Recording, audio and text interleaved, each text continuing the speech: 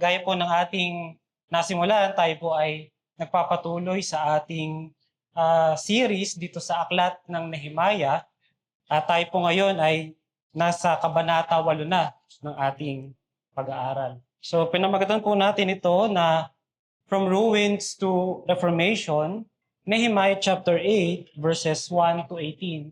Nakita po natin sa mga nakaraang pag-aaral natin na ang goal ni Nehemiah is not just to build the walls of Jerusalem, but also to rebuild the community of Jerusalem. Now, if we remember po, natapos po yung pader nung ika-25 araw ng buwan ng Elul, or ito yung 6th month of the year. At meron na lamang 4 o hanggang 5 araw ang natitira bago sumapit ang ika-7 buwan. Ito po ay kilala din nila bilang month of Tishri or Tishrei. Now, this month is very important because alam nila na ang unang araw ng Tishri ay ang kanilang civil New Year. Isang panahon ng pagtitipon para sa usaping pang-ekonomiya o pagsasaka na nakasanayan nila dahil ginagawa din ito sa sekular na mundo na kanilang ginagalawan noong panahon na iyon. Matatandaan po natin sila po ay binihag at na-exile po sa Babylon at sila ay under the leadership and the authority of the Persian Empire ngayon. So ito pong panahon na ito, kung kailan tapos na ang lahat ng mga anihan ng Israel.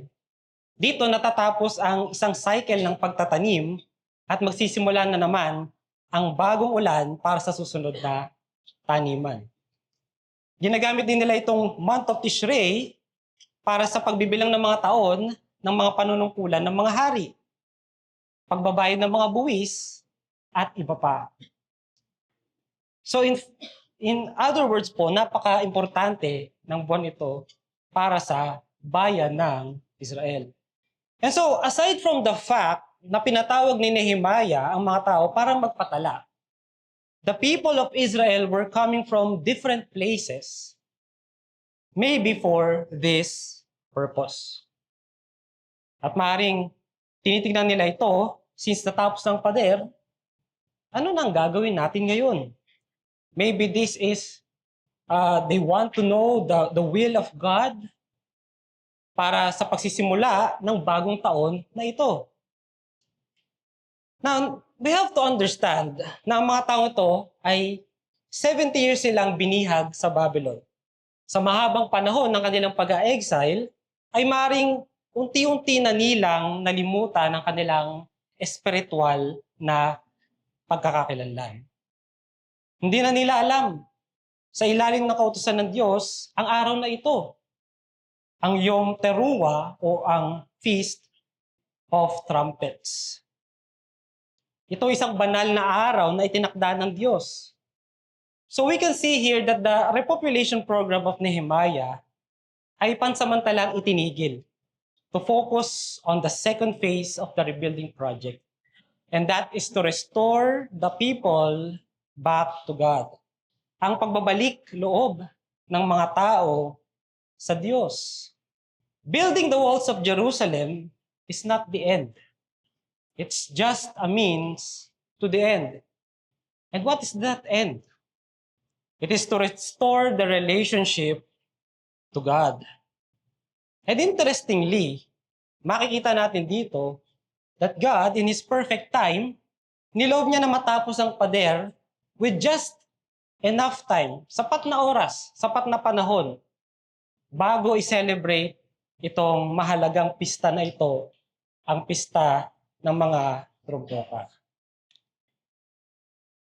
We can see here that God is doing something here.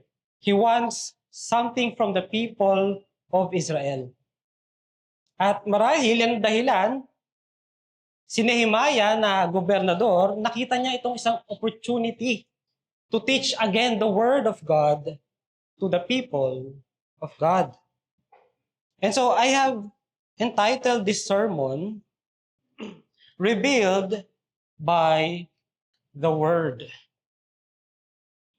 And the takeaway that I want na makuha natin po sa sermon na ito is true reformation begins when we submit to God's word, turning us from the sorrow of repentance to the strength of joyful obedience. At meron po akong dalawang point na ating hihimayin mamaya. Una po, ito ay ang God's word must be prioritized and valued. Pangalawa, God's word has the power to change. Let's go po sa unang point. God's word must be prioritized and valued. Sa ating pong binasa, paano ba ipinakita ng mga tao ang kanilang pagpapahalaga o pagbibigay ng priority sa salita ng Diyos? Now, hindi ko po masyadong gagawing sunod-sunod ito. Batitinan po natin yung mga katotohanan kung paanong ipinakita ng mga tao ang kanilang pagpapahalaga sa salita ng Diyos. Una po, inuna ko po itong verse 4, sila po ay naghanda para sa pangyayaring ito. Sabi po sa verse 4, si Ezra na eskriba ay tumayo sa pulpitong kahoy na kanilang ginawa para sa layuning ito. And so, we see here that these people are anticipating for this event. And so, we can learn something from here. Like the Israelites, can we say that we are preparing physically for the day of worship? Do we prepare our hearts? Do we pray before we go to bed? Para po sa ating paghahanda kinabukasan sa pagharap sa Diyos para siya ay sambahin. And see, we can see here that they have prepared it. Pinaghandaan po nila tong maigi when they want to hear the word of God. Pangalawa po, they gathered together early in the morning as one man.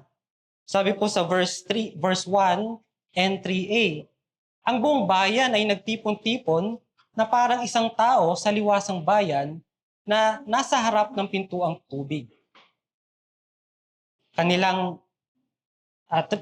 Siya'y bumasa mula roon sa harapan ng liwasan, sa harapan ng pitong tubig, mula sa madaling araw hanggang sa katanghaliang tapat.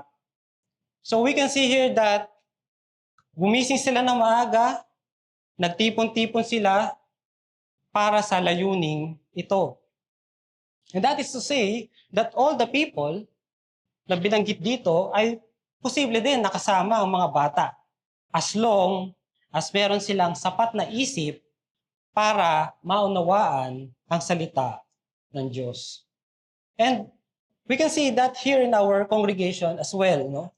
The reason why we also bring our children to corporate worship so that they can learn from the Word of God. Pangatlo, makikita natin na meron silang hunger for God's Word.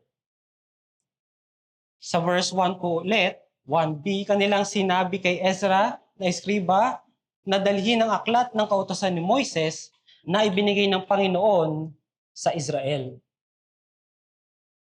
They asked Ezra the scribe to bring the law of Moses, which Yahweh had commanded to Israel. Sa madaling salita po, sila yung nag-initiate.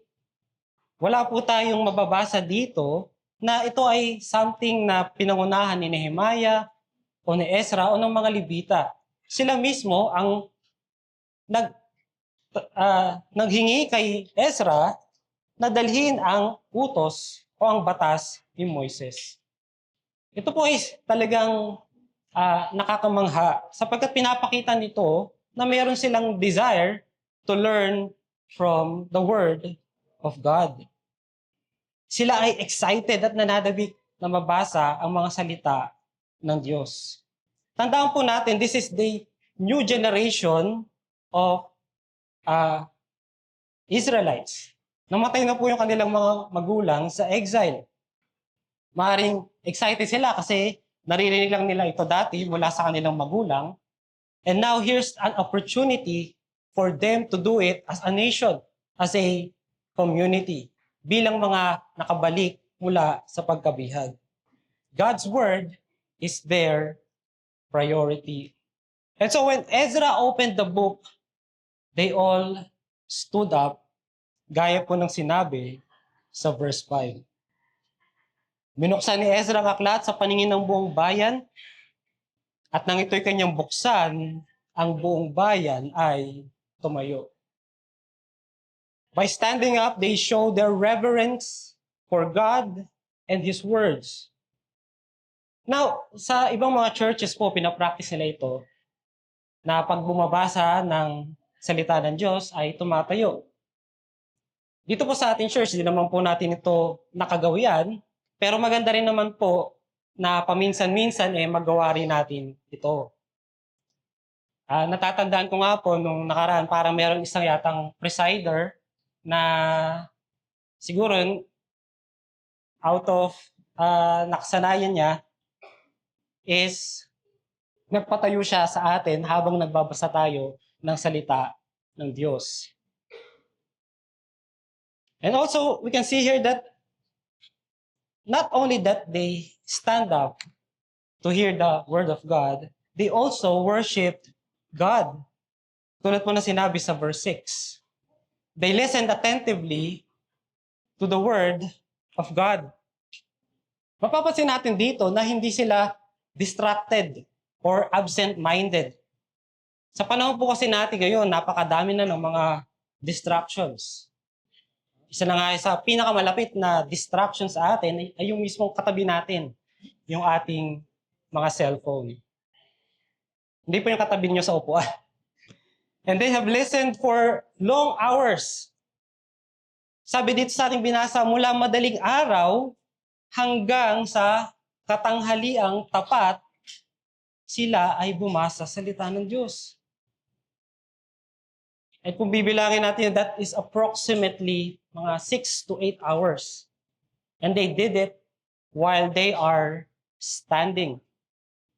Isipin po natin yun, di ba mga kapatid? Nakikinig sila ng salita ng Diyos for 6 to 8 hours.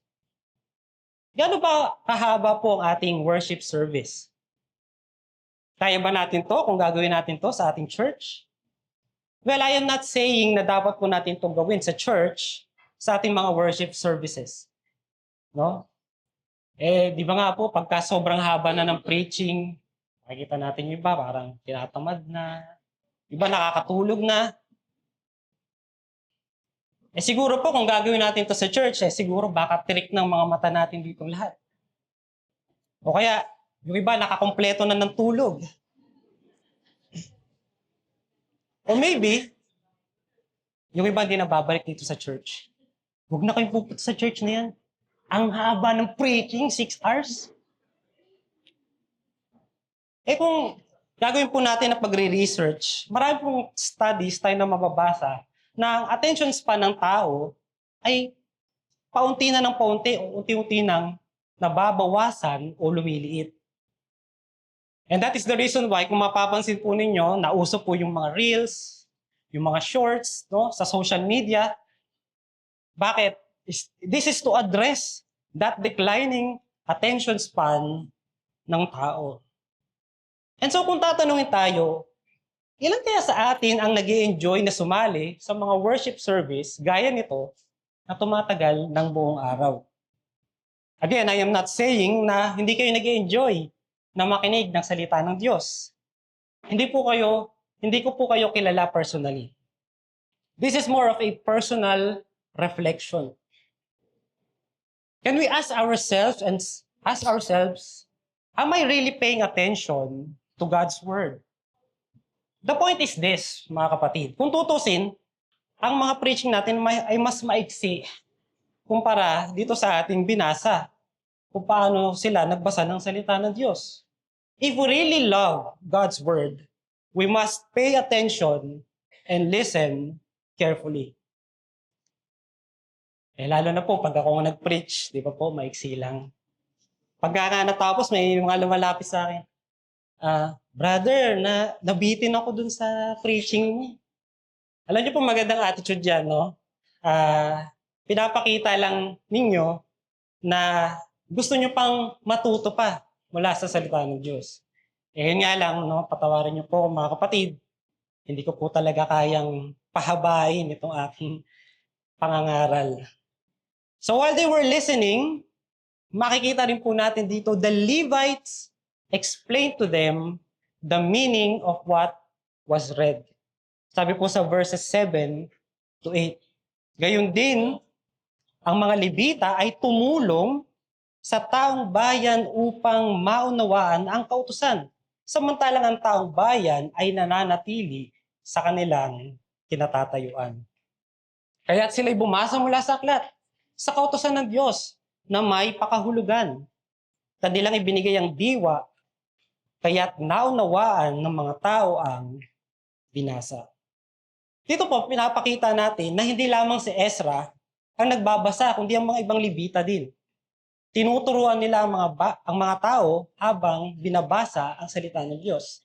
So, dito makita natin, ito isang model of expository preaching. Tinutulungan na maintindihan kung anong ibig sabihin ng salita ng Diyos na binasa. Explaining the word in a simple and clear way. Sabi sa text, binasa nila ang kautusan ng malinaw at binigyan ng kahulugan. Sa Hebrew, ang word na ginamit po dito is yung salitang meporash. Ibig sabihin, hindi lang basta binigkas yung mga salita, kundi tinranslate nila ito at ipinaliwanag sa kanilang mga kapwa Hudyo. Tandaan po natin, galing po sila sa Babylon. Maaaring Hebreyo ang nakasulat, pero baka maaaring Aramaic na ang kanilang pananalita. So kailangan na i-translate nila ito at ipaliwanag nila sa mga kapwa nila Hudyo nang sa ganon ay kanilang maintindihan.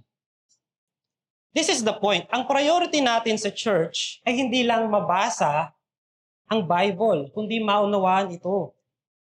Ang salita ng Diyos ay sapat na malinaw para maintindihan ng kahit sinong nananampalataya. Lalo na kung ito ay tapat na ipinapaliwanag mula sa pulpito. Kaya tayo nag-aaral. Kaya po tayo may mga Sunday school. Kaya po tayo may mga sermon. Dahil ang Reformation ay hindi mangyayari kung walang comprehension. And so, dahil naintindihan nila ang salita ng Diyos, ito ay naging dahilan upang ito'y mangusap sa kanila at magkaroon ng epekto sa kanilang mga buhay. Which lead us to our second point. God's Word has the power to change.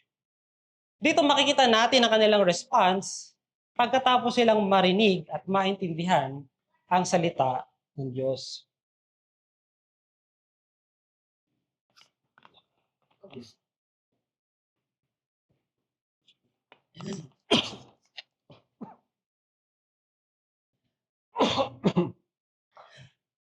Sabi po sa verse 9b,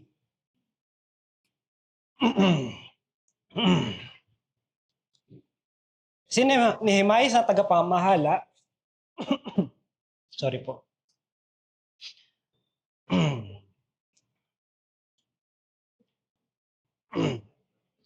At ang paring iksiban si Ezra at ang mga Levita ay nagturo sa bayan, ay nagsabi sa buong bayan, ng araw na ito ay banal sa Panginoon ng Diyos. Huwag kayong tumangis ni umiyak man. Makikita po natin dito yung reaksyon ng mga Israelita.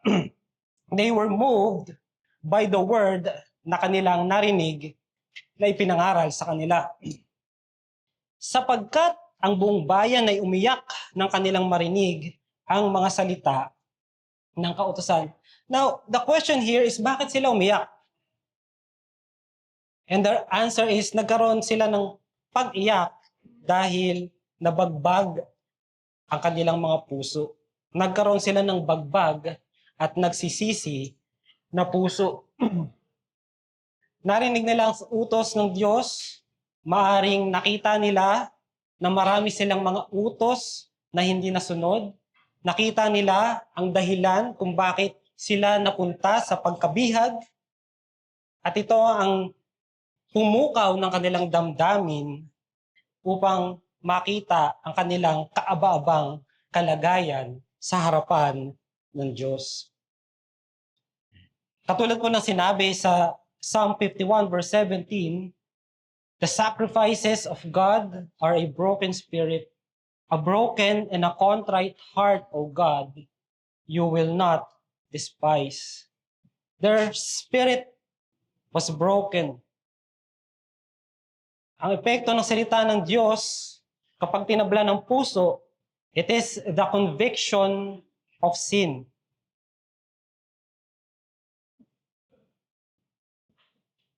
Habang binabasa nila ang salita ng Diyos, nakita nila kung gaano kabanal ang Diyos at kung gaano sila kasama.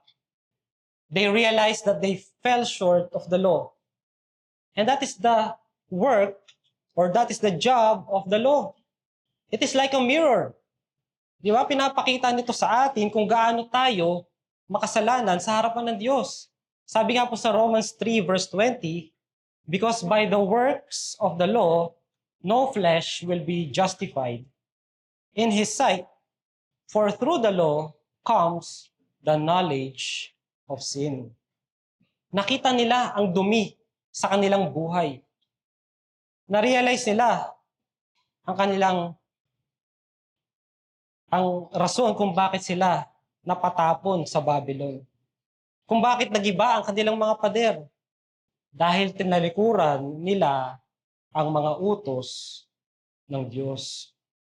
And so we can see here that they responded correctly. Hindi nila ito dininay, kasalanan yan ng mga ninuno namin eh. Hindi naman namin kasalanan yan eh. O kaya, hindi naman namin yan ginagawa. They took responsibility.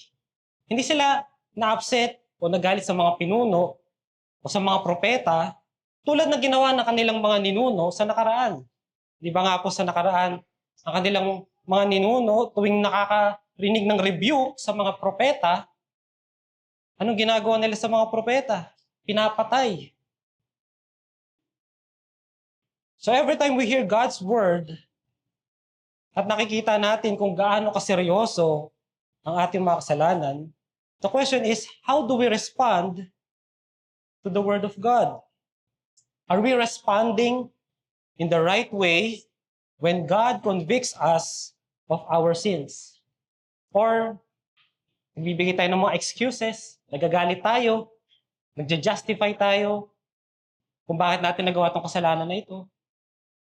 Or umiiyak ba tayo at sinasabi sa Diyos, "O Diyos, mahabag ka sa akin na isang makasalanan." Katulad po ng isang maniningil ng buwis sa Luke chapter 18, verse 13. Mabuting bagay ba yun na umiyak sila nang malaman nila ang kanilang kaaba-abang kalagayan? Yes! Ang tunay na reformation ay nagsisimula sa godly sorrow. Sabi nga ng Panginoong Hesukristo sa kanyang Beatitudes, "Blessed are those who mourn, for they shall be comforted." Blessed are those who mourn, for they shall be comforted. The reason why hindi ka maghahanap ng Savior is because hindi mo nare-realize na ikaw ay isang makasalanan. The reason why hindi mo na-appreciate ang biyaya ng Diyos is because hindi mo nakikita kung gaano ka disgraceful sa harapan ng Diyos. And so, gagamitin ko din ang pagkakataong ito para tawagin ang mga wala pang relasyon sa Panginoong Hesus. Sana makita mo na kailangan mo ng tagapagligtas. Sana makita mo na ikaw ay isang makasalanan. Habang naririnig mo ang salita na ipinapangaral sa pulpitong ito, lumapit ka sa Panginoong Hesus at magsisi sa iyong mga kasalanan. Now, kung ang kanilang pag-iyak sa kasalanan ay isang mabuting bagay, it is interesting na si Nehemias na gobernador, ang pari at ang eskribang si Ezra ay pinigilan sila o kinuman sila na huwag umiyak sa araw na ito. Sabi ni Nehemiah at Ezra, "This day is holy to the Lord. Do not mourn or weep." Now, bakit kaya sila pinatigil sa pag-iyak? Kung ang pag-iyak pala ay tanda ng kanilang pagsisisi. Mali ba na sila ay umiyak sa kanilang mga kasalanan? Ang sagot po ay hindi. Pero may tamang panahon para sa lahat ng mga bagay. Sabi nga po sa Ecclesiastes chapter 3, there is a time for everything, a time to mourn, a time to rejoice. Kung matatandaan po natin, this is a feast of trumpets. Ito ay dapat isang selebrasyon. Selebrasyon ng pagiging matapat ng Diyos. Selebrasyon para i-celebrate ang kabutihan ng Diyos sa kanila. Tinupad ng Diyos ang kanyang mga pangako. Sila'y bumalik mula sa pagkakabihag. Dito natin makikita ang kamanghamanghang biyaya ng Diyos. Ang pagluha ng mga Hudyo sa pakikinig ng kautusan ay patunay na sila ay pinagpala. Gaya nga ng binasa natin, "Blessed are those who mourn, for they shall be comforted." Ngunit ang layunin ng Diyos ay hindi para manatili sila sa kalungkutan, kundi para maranasan nila ang comfort ng kanyang kapatawaran. Ang kanilang pagtangis sa umaga ay pinalitan ng kagalakan sa hapon. Dahil natagpuan nila ang daan pabalik sa Diyos. And so, ang batas ay pinapakita ang ating mga kasalanan, pero hindi tayo dapat manatili sa ilalim ng hatol ng batas. Kailangan nating tumingin sa biyaya. Kung tayo patuloy na umiiyak pagkatapos na tayo imbitahan sa isang pagsasaya, parang hindi natin tinanggap ang kapatawaran ng Diyos. And so, having learned of their sin and having understanding that they should rejoice, ito po ang nagtulak sa kanila para sumunod sa utos ng Diyos.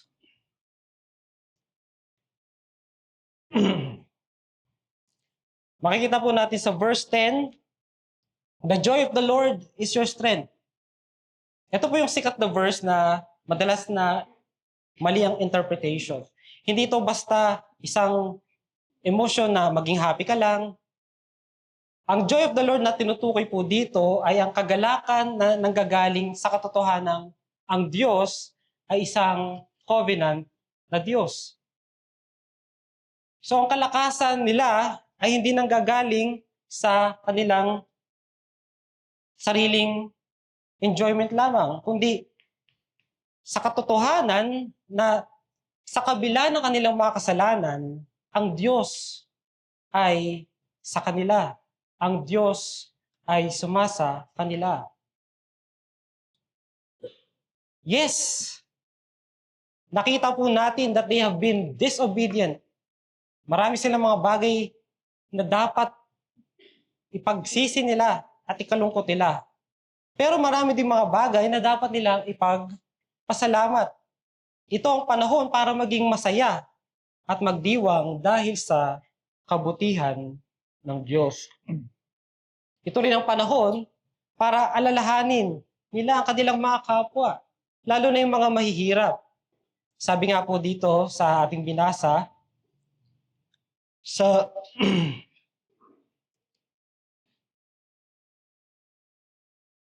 So verse 10,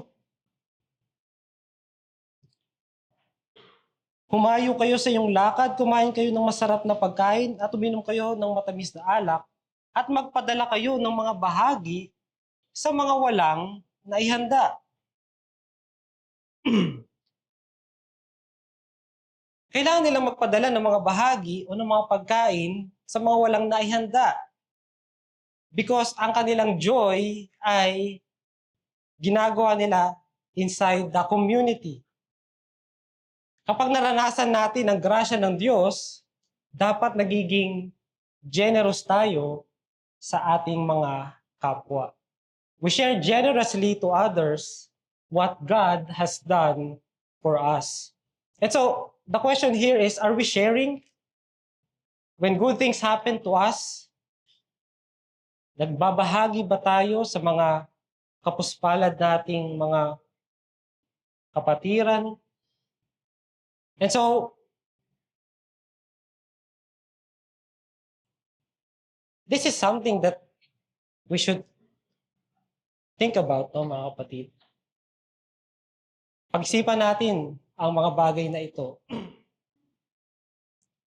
Are we sharing the good things that had happened to us? Dito makikita din natin yung pagbabahagi ng ebanghelyo sa ibang tao ay dapat din natin ginagawa. Ang ebanghelyo na ating tinanggap ay hindi sa atin. Ito'y galing sa Diyos. At kung talagang tinanggap natin ito mula sa Diyos, dapat lamang na ito'y ibahagi din natin sa ibang tao.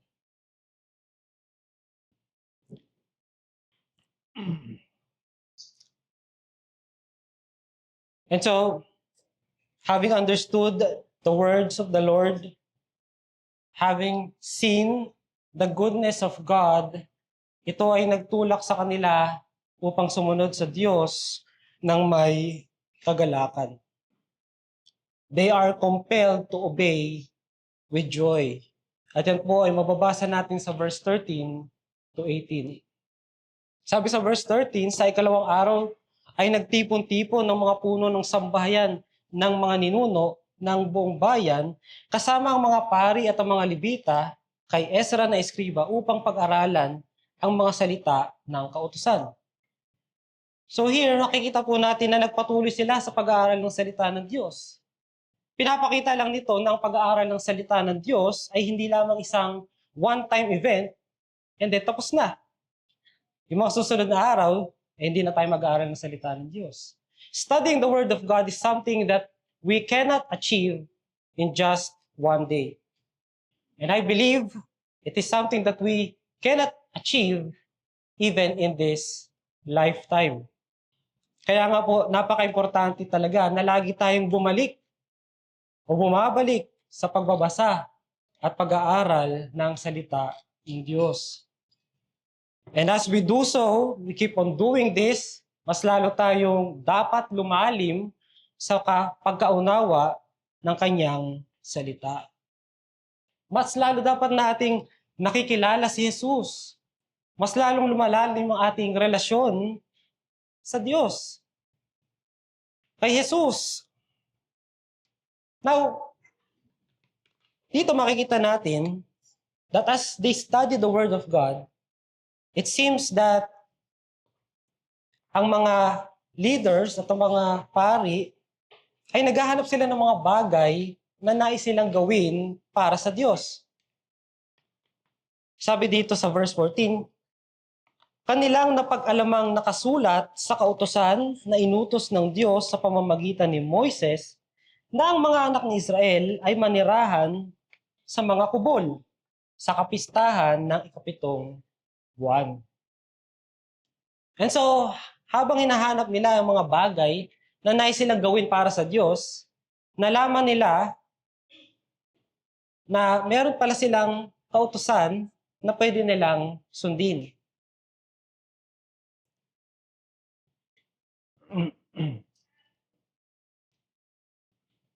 Ito isang kautusan na hindi nila nagagawa bilang isang bayan. And then the purpose of this is to obey God's Word. Maganda rin po yun, di ba mga kapatid? Yung pinag-aaralan natin yung salita ng Diyos, hindi lamang para mabasa ito, kundi magkaroon tayo ng desire na sumunod sa Diyos. Sumunod sa Kanyang utos. Pag nagbabasa ba tayo ng salita, gusto lang nating malaman ng salita ng Diyos. And at pagkatapos noon ay hindi na natin susundin o babaliwalain na lang natin yung ating mga nabasa. And so as they were looking, nakita nga nila itong Feast of the Tabernacles. So ano po ba itong feast na ito?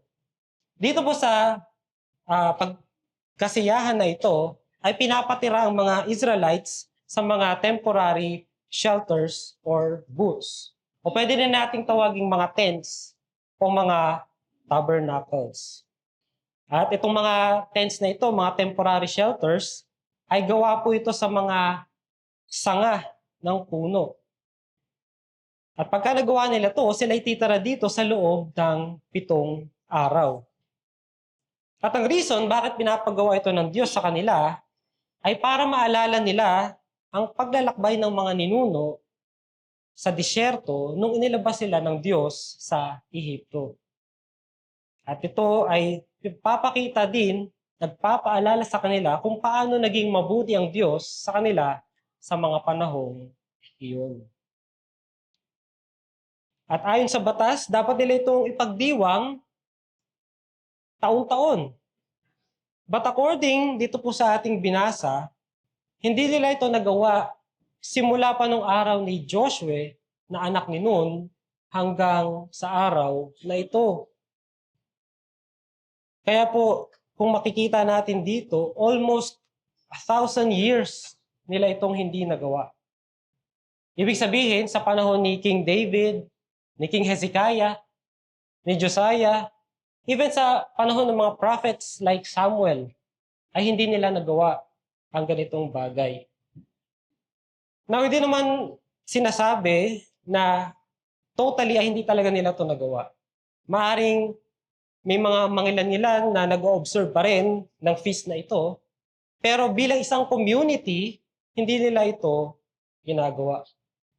Now, hindi ko rin po alam kung anong dahilan bakit hindi nila nagagawa itong Feast of Tabernacles. And magbibigay po ako ng ilang mga maaring dahilan kung bakit hindi nila nagawa ito. Maaring because of convenience. Alam niyo po kasi napakahirap tumira sa isang temporary shelter, di ba? Lalo na po yung mga nabaha, nalindol, di ba po? Ine-evacuate sila, tumitira sila sa mga temporary shelters. Mahirap ang kanilang buhay doon. Ang mga Israelites sa panahong ito, pagkatapos na sila ay makatungtong na sa Promised Land, ay nakapamuhay na sila ng komportable. Meron na silang mga magagandang bahay, komportable na ang kanilang mga buhay. And so, maybe they are thinking, what's the use kung gagawin pa natin itong Feast of the Tabernacles? Ano ba naman yung lalabas pa tayo, kukuha tayo ng mga punong kahoy, mga sanga, gagawa tayo ng tent, and then titira tayo sa tent na yun sa loob ng 7 araw. It's very inconvenient. Pangalawa na reason, ay maaaring tiningnan na lang nila ito bilang isang ritual rather than obedience to the word of God. Maaaring sineselebrate pa rin nila ito, o maaaring ino-observe pa rin nila, pero hindi na sila nagtatayo ng mga tent. Parang nakagawian na lamang nila ang bagay na ito. Hindi na sila sumusunod ng buong buo sa utos ng Diyos. Pangatlong rason, maaaring dahil na rin sa napakaraming mga masasamang hari na naghari sa Israel at sa Judah. Ito din ang naging dahilan kung bakit hindi na nila ito na-observe pa. Yung mga utos na ito ay hindi na ipinapangaral o pinapaalala sa kanila. And also, we know na sila ay na-exile for 70 years. And during those times ay hindi nila nagagawa ang bagay na ito. And so kung titingnan natin, napakaraming mga taon ang lumipas na pinabayaan nila na hindi gawin at hindi sumunod sa kautosang ito. So this reminds us, brethren, that there is always room for growth for each one of us. No? Hindi po tayo pwedeng masatisfy na nasusunod lang natin ang batas, 80%, o kaya 99.9%, dapat po ay 100%. Sabi nga po ni Apostle Paul sa Philippians chapter 3, verse 12 to 14, not that I have already obtained it or have already become perfect, but I press on so that I may lay hold of that which also I was laid hold of by Christ Jesus. Brothers, I do not consider myself as having laid hold of it yet, but one thing I do, forgetting what lies behind and reaching forward to what lies ahead. I press on toward the goal for the prize of the upward call of God in Christ Jesus. And so, nakikita natin ang kapangyarihan ng pagbabago sa buhay ng mga Israelites. Makikita natin ang kanilang obedience sa utos ng Diyos. Kung tutusin, ang Feast of Tabernacles ay sineselebrate pa sa 15 araw ng buwang ito. Pero dito, nasa 2 araw pa lang sila, ay agad na agad silang sumunod. Nagpunta sa bundok, kumuha ng mga sanga, at gumawa ng mga temporary shelter. So, pinapakita lang na ito na ang tunay na pag-aaral ng salita ng Diyos ay dapat laging humahantong sa agarang pagsunod sa utos ng Diyos. Hindi na nagpapatumpik-tumpik pa. Hindi na nag-iisip, practical pa ba ito? Dapat pa ba natin gawin ito? Uso pa ba ito? Basta sinabi ng salita ng Diyos at ito ay mula sa katotohanan ng salita ng Diyos, dapat natin itong sundin. Hindi sila gumawa ng mga excuses. Si King David nga hindi naman nila ginawa ito ba't ako din susundin ko to? Hindi tayo sumusunod sa utos dahil ginagawa ng iba. We must not obey because nakikita lang natin sa ibang tao. But we must obey kahit na tayo lang ang nag-iisang gumagawa nito. And we know that it is never convenient, mga kapatid. It will never be convenient. Maaaring makarinig tayo ng mga panunaya mula sa ibang tao dahil sa ating pagsunod sa salita ng Diyos. Maaaring mag-isa lang tayo sa lakbaying ito ng pagsunod. Pero dapat natin itong gawin. And after obeying, makikita po natin, merong reward. There is a very great rejoicing. Sabi po sa verse 17, nagkaroon ng napakalaking kasayahan.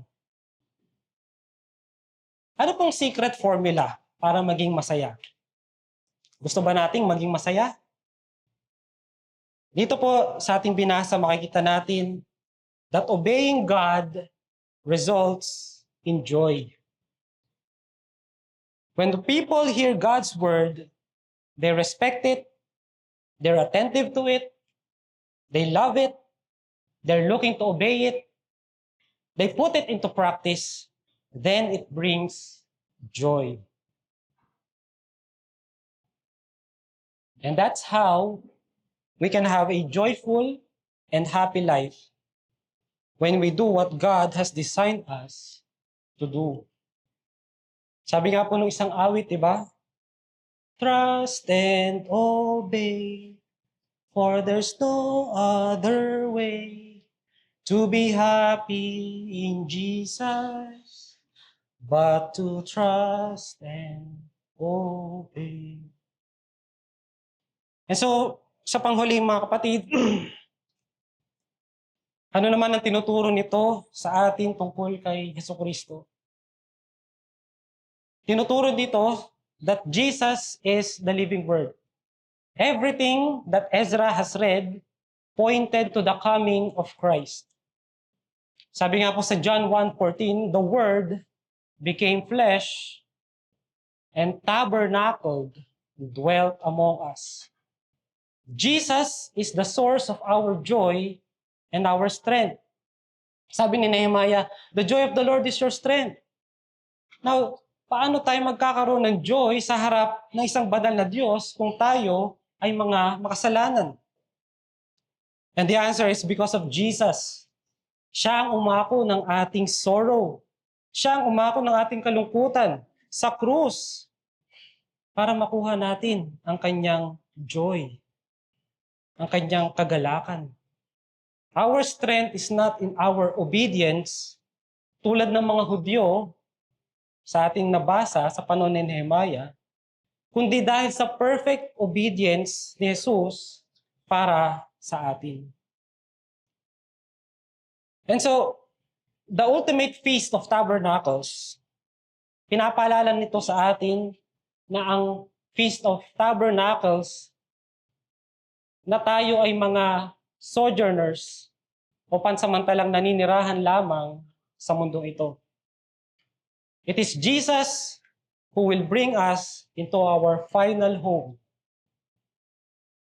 Siya ang isang pader na hindi na muling magigiba pa. And so kung ang iyong pananampalataya ay kay Jesus, I encourage you to continue in your faith, to continue your walk in God. Mga kapatid, makikita din natin dito, ang pader ay natapos lamang sa loob ng 52 araw. Pero ang pagtatayo ng ating mga puso ay tumatagal pang habang buhay. Now the challenge is, do we desire the words of God? Or are we already satisfied and fulfilled sa mga distractions, sa mga reels, mga shorts na nakikita natin sa social media? Hinahayaan ba natin na baguhin tayo ng salita ng Diyos mula sa pag-iyak, ng pagsisisi sa ating mga kasalanan tungo sa kagalakan ng pagsunod sa Kanya? Sana nga po mga kapatid, let us be a people of the Word because only the Word of God can rebuild a ruined life. Manalangin po tayo.